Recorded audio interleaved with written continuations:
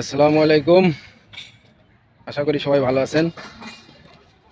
মালয়েশিয়াতে 2 থেকে 3 লাখ টাকায় শ্রমিক পাঠানো সম্ভব যদি কোনো সিন্ডিকেট না থাকে, বলছে বাইরা। এটা হচ্ছে বাইরার দাবি।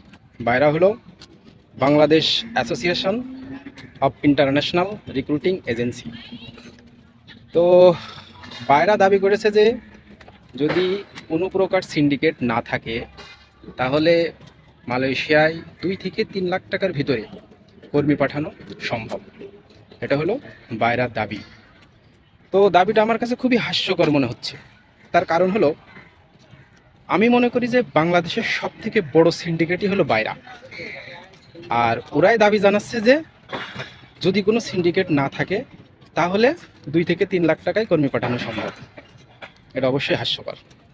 তার কারণ হলো, বিষয়টা এরকম যে একটা বড় চোরের গ্রুপ বা চোরের দল এরা দাবি করছে কি যে এই ছোটোখাটো সিস্টে ফাস্টা চোরটা যদি না থাকে তাহলে আমরা খুব স্বল্প দামে মালামাল বিক্রি করতাম বা দিতে পারতাম, সরবরাহ করতে পারতাম। বিষয়টা এরকম।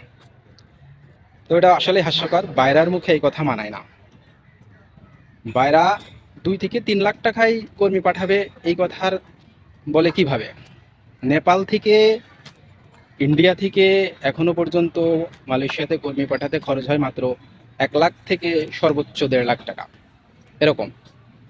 সেই জায়গায় আপনি একটু চিন্তা করে দেখেন, ইন্ডিয়া নেপালের থেকে কি মালয়েশিয়ার দূরত্ব বেশি না কম, নাকি বিশেষ কোনো ডিফারেন্স আছে?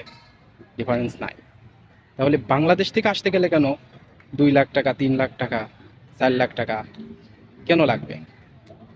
আর এরা প্রত্যেক কলিং খোলার সময় নানান রকম তালবাহানা করে, আমরা প্রত্যেকবারই দেখেছি।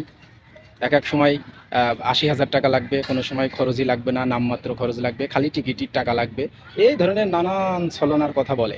কিন্তু শেষ পর্যন্ত দেখা যায় কি? শেষ পর্যন্ত দেখা যায় ঠিকই 4, 5 বা 6 লাখ টাকার কমে কোনো কর্মী মালয়েশিয়ায় আসতে পারে না। সুতরাং জানি না আসলে আমার দেশ থেকে কোনোদিনও এই অনিয়ম, দুর্নীতি, এই সিন্ডিকেট ভাঙা সম্ভব হবে কিনা, সঠিক খরচে মালয়েশিয়ায় কর্মী আসতে পারবে কিনা জানি না। তারপরেও আহ্বান থাকবে সরকারের প্রতি সবসময়, যাতে করে সঠিক খরচে, সঠিক খরচ বলতে আপনি কি বোঝাতে চাচ্ছেন এরকম প্রশ্ন থাকতে পারে। সঠিক খরচ বলতে যেমন নেপাল থেকে, ইন্ডিয়া থেকে যদি 80,000, 1 লাখ বা 1.5 লাখ টাকায় কর্মী আসতে পারবে, তাহলে আমার দেশের থেকে কেন পারবে না?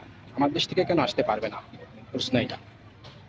আসলে কত টাকা খরচ হয়? আসলে যদি 2 থেকে 3 লাখ টাকা খরচ হয়, সেই 2 থেকে 3 লাখ টাকা কোথায় কোথায় খরচ হয়, কি কি কাজে খরচ হয়, প্রত্যেকটা ডিটেলস দিতে হবে। দিতে পারবে? আমার বিষয়ে দিতে পারবে না। কোথায় কয় টাকা খরচ হয় এর ডিটেলস জানাতে হবে, উন্মুক্ত করতে হবে জনসম্মুখে, যে কোথায় 5,000 খরচ হয়, কোথায় 10,000 খরচ হয়, কি কারণে খরচ হয়। এইভাবে খরচ দেখিয়ে 2 লাখ বা 3 লাখ টাকা দেখাক, কখনোই পারবে না। সুতরাং বাংলাদেশ থেকে এই সিন্ডিকেট আমার মনে হয় না কখনো দূর হবে। তো যাই হোক, যারা নতুন কলিং আসার চিন্তা ভাবনা করছেন সবাই খুব সাবধান হয়ে যান, সতর্ক হয়ে যান, চিন্তা ভাবনা করে বুঝে শুনে সিদ্ধান্ত নেবেন। সবাই ভালো থাকেন, সুস্থ থাকেন। আসসালামু আলাইকুম।